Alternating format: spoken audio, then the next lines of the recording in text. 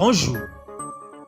Une chose que vous devez savoir est que tous les hommes riches, millionnaires, milliardaires, cités à l'international, viennent généralement des familles pauvres. Ils sont aussi dans le passé des enfants des pauvres comme vous et moi. La seule différence est qu'ils se sont autodisciplinés et s'auto-éduqués.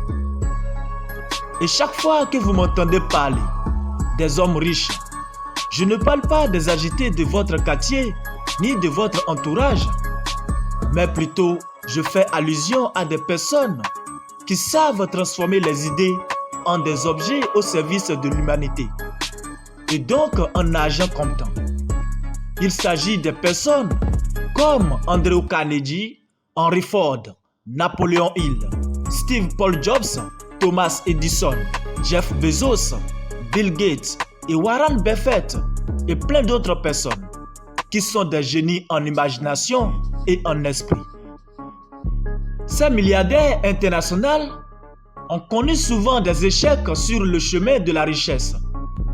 Certains parmi eux n'ont même pas fait de longues études.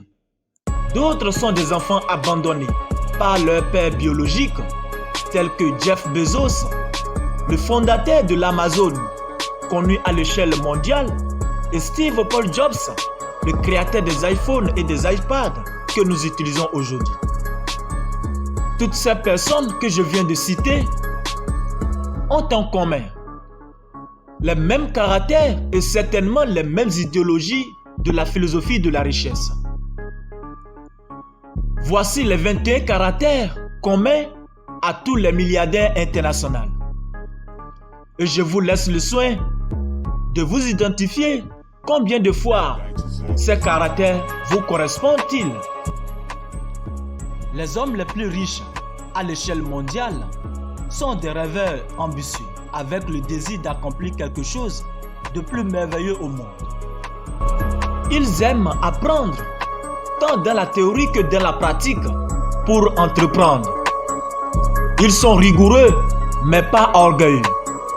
Ils sont exigeants, pas négligents, parce qu'ils savent ce qu'ils veulent avec précision. Raison pour laquelle ils n'aiment pas l'à peu près. Ils sont parfois durs, sévères envers eux-mêmes et envers les autres. Ils sont peu tolérants, mais pas méchants. Ils ont parfois tendance à s'imposer. Ils sont mentalement et physiquement logiques et très organisés, parce qu'ils sont en perpétuelle réflexion, consciente, assez sur la concentration. Ils se disent avec conviction et certitude qu'ils sont capables de tout et voient la possibilité dans toutes les choses. Ils savent qu'une bonne idée peut se transformer en des objets et donc en l'argent comptant. Pour eux, l'argent est une idée, raison pour laquelle ils sont en avance dans l'imagination sur les autres. Ils prennent vite des décisions et passent immédiatement à l'action. Réflexion, décision, action et résultat. C'est le processus. Ils aiment la collaboration et la coopération, mais ils n'ont pas beaucoup d'amis. Ils acceptent les échecs parce qu'ils n'ont pas peur de commettre des erreurs et de perdre. Ils savent que l'échec est temporaire.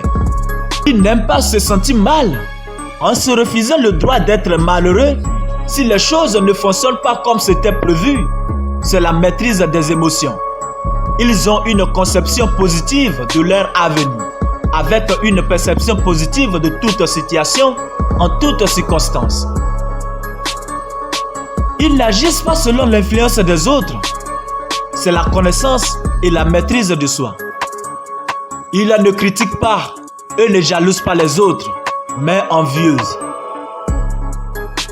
Ils sont persévérants parce qu'ils ont une motivation intérieure, pas extérieure. Ils ont la foi en eux-mêmes, avec une très grande confiance exceptionnelle en leurs capacités. Ils savent que Dieu existe, mais ne gaspillent pas assez de temps en s'accrochant à ce Dieu et ne dépend pas de la chance ni du hasard ni du destin. Ils ne sont pas religieux, mais respectent toutes les religions. Voici la philosophie qui les gouverne.